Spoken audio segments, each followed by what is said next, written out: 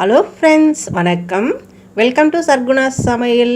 இன்றைக்கி நம்ம சேனலில் செய்ய போகிற ரெசிபி என்னென்னு பார்த்தீங்கன்னா, எல்லாருமே விரும்பி சாப்பிடக்கூடிய டிஃபன் சாம்பார் தாங்க செய்ய போகிறோம். இது ரொம்ப அருமையாகவும் சுவையாகவும் இருக்குங்க. இது எப்படி செய்யுதுன்னு பார்க்கலாங்க.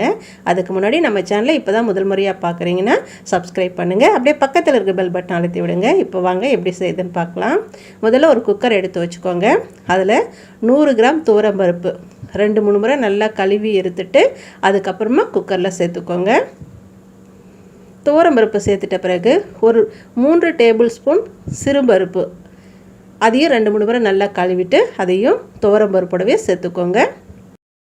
இப்போ இதோட இந்த பருப்பு மூழ்கிற அளவுக்கு தண்ணி ஊற்றிக்கோங்க. பருப்பு மேலே ஒரு 1 இன்ச்சு தண்ணி மேலே இருக்கணும், அந்த அளவுக்கு பார்த்து ஊற்றிக்கோங்க. ஒரு 2 பெரிய தக்காளி நல்லா கட் பண்ணிவிட்டு இதோட சேர்த்துக்கோங்க. இதோடவே ஒரு 7-8 பல்லு பூண்டும் உரிச்சிட்டு சேர்த்துக்கோங்க. ஒரு 4 பச்சை மிளகாய் கீறிட்டு சேர்த்துக்கோங்க. ஒரு 10-15 சின்ன வெங்காயத்தையும் சேர்த்துக்கோங்க. இதோடவே 1/4 டீஸ்பூன் மஞ்சள் தூள் சேர்த்துக்கோங்க. இந்த பருப்பு தண்ணி பொங்கி வழியாமல் இருக்கிறதுக்கு 1 ஸ்பூன் எண்ணெய் ஊற்றிக்கோங்க. எல்லாம் சேர்த்துட்ட பிறகு மூடி போட்டுருங்க. இப்போ அடுப்பை பற்ற வச்சுட்டு வெயிட் போட்டுருங்க. இப்போது அடுப்பை மிதமான தீயில் வச்சுட்டு ஒரு 5 விசில் விட்டுட்டு அடுப்பை அணைச்சிடுங்க. இப்போ பாருங்கள், 5 விசில் வந்த பிறகு அடுப்பு அடைச்சிட்டேன். இப்போ ப்ரெஷரும் தானாக அடங்கிடுச்சு. இப்போ ஓப்பன் பண்ணி பார்க்கலாம். இப்போ பாருங்கள், பருப்பு நல்லா கமகமன்னு வாசனையாக இருக்குதுங்க. இப்போ கரண்டி வச்சு அப்படியே மசிச்சு விடுங்க. அப்படி இல்லைன்னா மத்து வச்சு கடைஞ்சி ஒரு உரமாக எடுத்து வச்சுக்கோங்க. இப்போ குழம்பு தாளிச்சிடலாம். இன்றைக்கி நான் மண் சட்டி வச்சு குழம்பு செய்ய போகிறேங்க. நீங்கள் மண் சட்டி இல்லைன்னா வேறு பாத்திரம் வச்சு கூட குழம்பு செய்துக்கலாங்க. மண் சட்டியில் ஒரு 3 டேபிள் ஸ்பூன் எண்ணெய் ஊற்றிக்கோங்க. எண்ணெய் சூடான பிறகு 1/4 டீஸ்பூன் கடுகு, 1/4 டீஸ்பூன் சீரகம், 1/4 டீஸ்பூன் உளுந்து, கொஞ்சமாக வெந்தயம் சேர்த்துருங்க. இது எல்லாத்தையும் உள்ளே சேர்த்துட்டு இது நல்லா பொரிஞ்சு வரட்டுங்க. அது வரையும் நல்லா கலந்து விட்டுக்கலாம். இப்போ நல்லா பொரிஞ்சிடுச்சு. ஒரு 7-8 பல்லு பூண்டு சேர்த்துக்கோங்க. இதோடவே ஒரு 4 காய்ந்த மிளகாய் 2-3 கிள்ளி போட்டுக்கோங்க. அதோட ஒரு கொத்து கருவேப்பிலையும் சேர்த்துக்கோங்க. ஒரு 10 சின்ன வெங்காயத்தை நல்லா நறுக்கிட்டு சேர்த்துக்கோங்க. இதெல்லாம் நல்லா வதங்கி வரட்டுங்க. அது வரையும் நல்லா வதக்கிக்கலாங்க. இப்போ இதோட நான் கட்டி பெருங்காயம் நுணுக்கி வச்சுருக்கேன். அது ஒரு 1/4 டீஸ்பூன் போல் சேர்த்துக்கிறேங்க. கட்டி பெருங்காயம் இல்லாத பட்சத்தில் ஒரு 1/4 டீஸ்பூன் தூள் பெருங்காயம் சேர்த்துக்கோங்க. இப்போ இதெல்லாம் நல்லா வதங்கி நல்லா செவந்து வரட்டுங்க. அது வரையும் வதக்கிக்கலாம். இப்போ பாருங்கள், வெங்காயம் எல்லாம் நல்லா செவந்து வந்துடுச்சு பாருங்கள். இந்த டைமில் நல்லா பழுத்த பெரிய தக்காளியை பார்த்து ஒன்று கட் பண்ணி சேர்த்துக்கோங்க. இப்போ இதில் கொஞ்ச நேரம் நல்லா வதங்கட்டும். இந்த தக்காளி முழுசாக வதங்கணும்னு இல்லைங்க, ஒரு பாதி அளவுக்கு வதங்கினா போதும். அந்த அளவுக்கு வதக்கிக்கோங்க. இதோட 1/2 டீஸ்பூன் தனி மிளகாய்த்தூள் சேர்த்துக்கோங்க. கொஞ்சமாக மஞ்சள் தூள் சேர்த்துக்கோங்க. 1/2 டீஸ்பூன் மல்லித்தூள் சேர்த்துக்கோங்க.